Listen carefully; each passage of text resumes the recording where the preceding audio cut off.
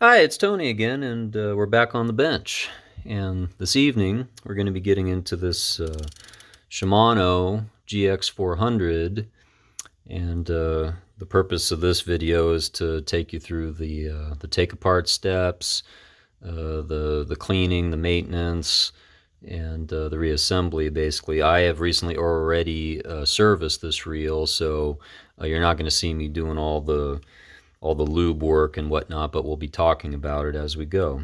So I like to start with taking the handle off, and there's a cap here. It's not a threaded cap, but it just sticks in there, and you want to make sure you take that out. I usually find a little stubby screwdriver is good for taking a lot of these handle screws out.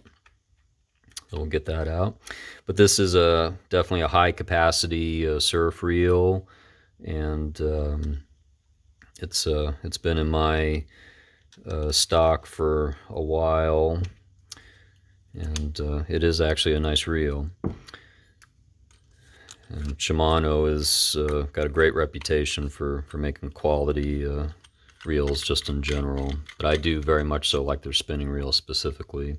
So the cap comes off, spool comes off. There's not a lot going on in there except for this this guy right here.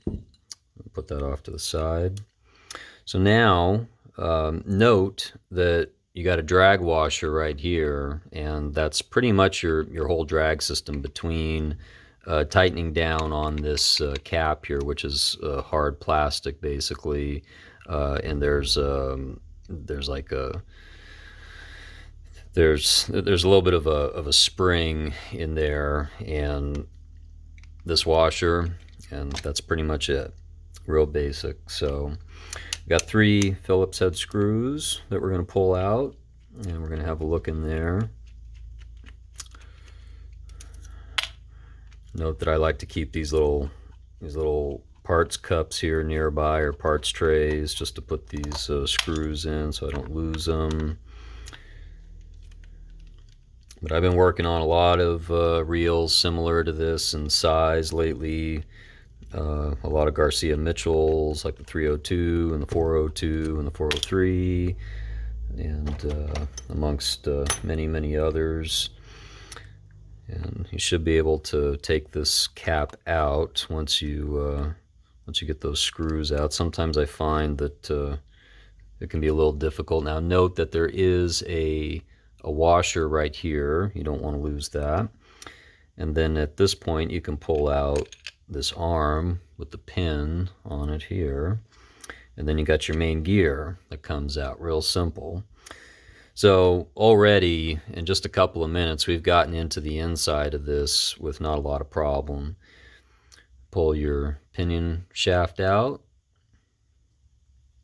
and now we're ready to take the rotor off. And in order to do that, I find that using a 12 mil socket is the best way to go. It's hard to get a wrench in there on this particular reel, I find. So if you got a little socket set kicking around, that'll definitely help.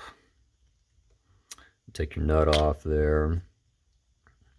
And now we can pull the rotor off. And note that there is this tooth wheel here that needs to be there. Now when I'm here, I like to hit this lever up here just with a little bead of oil and this little spring right here, just so that these pieces can move freely. I also like to apply a little bead of oil inside the bail here and in here in a little crevice right there, so that you've got good bail action going on.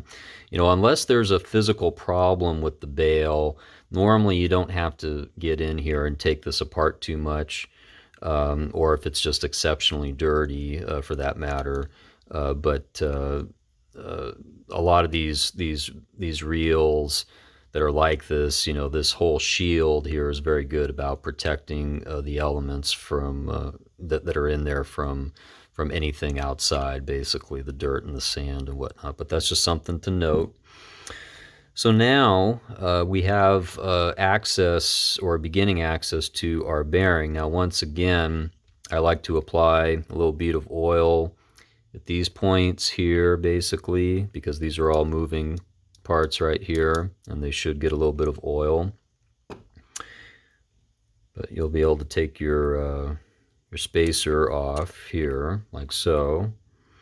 And then you've got 2 screws here that that have to come out in order to gain access to your bearing. And also note that you need to disengage your anti-reverse. You need to open up this lever in order to get this out easily, let's just say. So you pull your 2 screws out. But for the cleaning aspects of this, depending on how dirty the reel is, will determine on how much work you're going to put into cleaning it, obviously.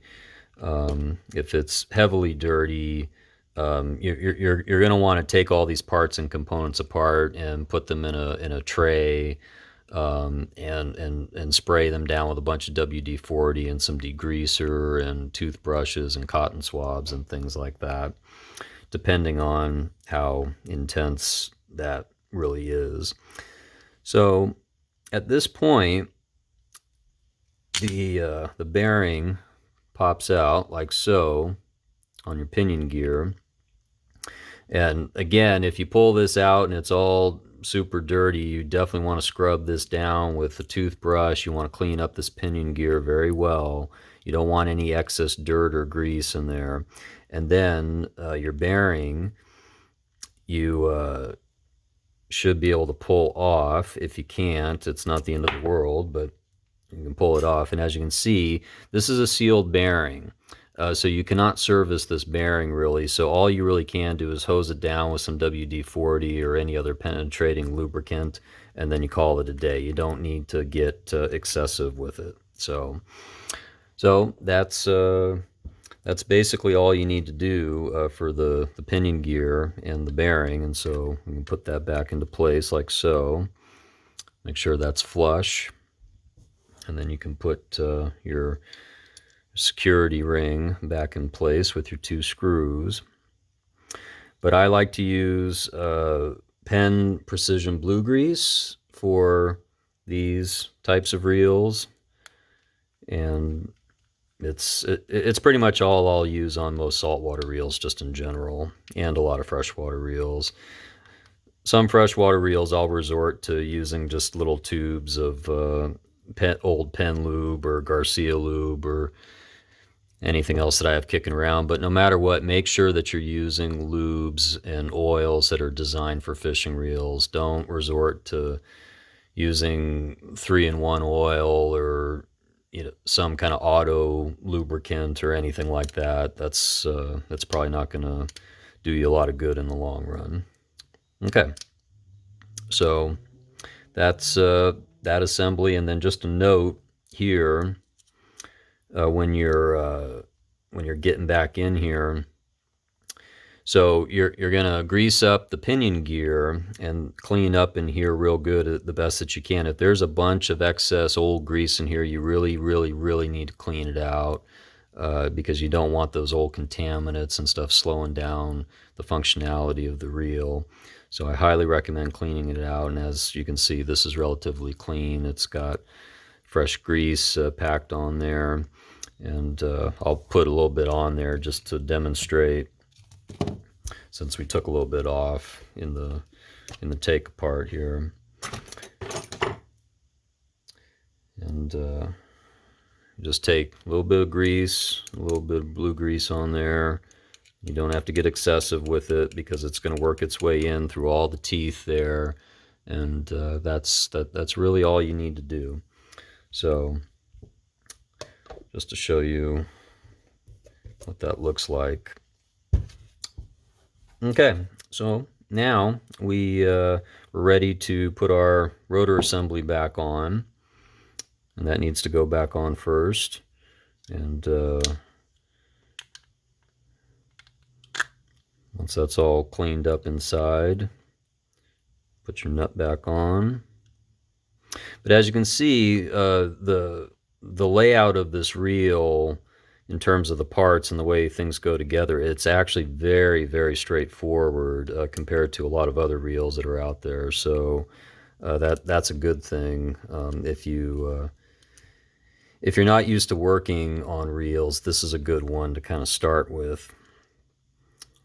A little bit of trouble getting that nut back on in place, but we'll get there eventually.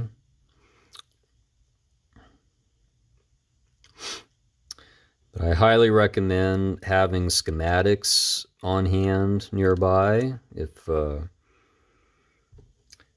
you're working on any reel, pretty much. There's definitely some reels out there that you're not going to be able to get a schematic for, but any schematics that you can get your hands on if you're working on reels, that's always a good thing.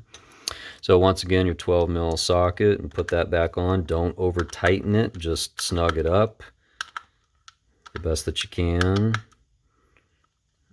ever so gently, like so. You don't need to torque anything down with these reels. We can put our pinion shaft back into place, like so. And then we can put our main gear back. And I do hit up this shaft with a little bit of blue grease. We'll do that once again just for some good measure. You don't need to get over carried away with the grease, but you do want some to be there to do its job. And same like on the teeth here, you just do a little bit of blue grease in there and it'll work its way around in there as necessary. Okay, and put our main gear back in like so, and then we put our lever back into place with the pin, and that's what that should look like. Real simple. We'll put our plate back on. Don't forget the washer. And then you got 3 screws that we're going to put back into place. I do like to apply a bead of oil into these holes, which I already have when I was servicing this reel. So just make a note of that. And use your Phillips to put these back in. Yeah, I've had this reel out a small amount lately, but over the years I have been using it off and on, and it's a great functioning reel. It's got a lot of torque to it, actually, despite the fact that it doesn't have some huge drag stack involved. It's just the design of the reel is pretty good. So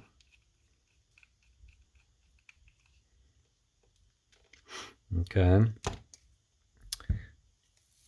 so we can put our spool back into place like so. That's real simple. Put our top cap back on.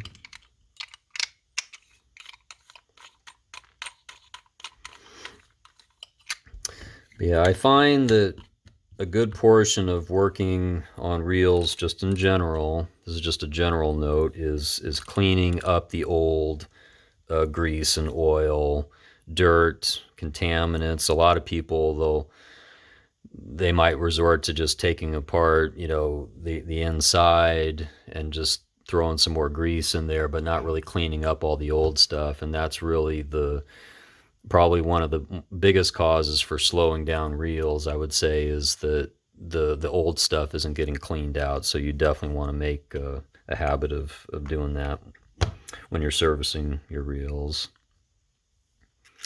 And it also depends on how much the reel's getting used too. If the reel sits on a shelf for several years and doesn't get used, it's not going to get dirty, but that doesn't mean that the grease won't harden up and make it difficult for you to operate the reel. So regular maintenance is usually a good thing.